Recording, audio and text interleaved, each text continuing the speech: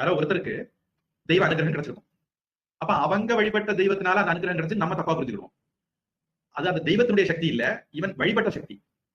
இவன் நல்ல பக்தனாக இருந்தா, நல்ல விதமா வழிபட்டான். கிருஷ்ணன் கீதையில சொல்ற மாதிரி அவரு அதனால அந்த ரூபத்துல அனுகிரகம் பண்ணார்.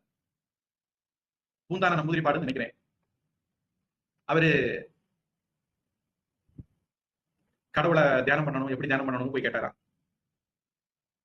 பூஜாரி அது எரும மாடு மாதிரி இருப்பாரு அப்படின்னாரா. குருவாயூர் கிருஷ்ணன் கதையில வருதுன்னு நினைக்கிறேன். இவர் எரும மாடுன்னு நினைச்சு தியானம் பண்ணிட்டு இருந்தார். ஒரு கோவில் திருவிழா, பகவான் உற்சவமூர்த்தியை வெளியே கொண்டு வந்து வெளியே வராது, எங்கேயும் இடிச்சுட்டு.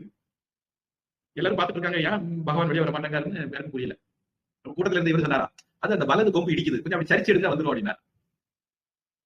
எப்படியோ பகவான் வெளியே வந்தா போறது சொல்லிட்டு அப்படி சரிச்சு எடுத்தாக்க வந்துட்டு. அப்பதான் அந்த பூஜாரிக்கு புரிஞ்சது, நம்ம இவங்க எரும மாடுன்னு சொன்னோம், அதனால பகவான் அவருக்காக எரும மாடாட்டி வந்து உட்கார்ந்துருக்காரு அப்படின்னு.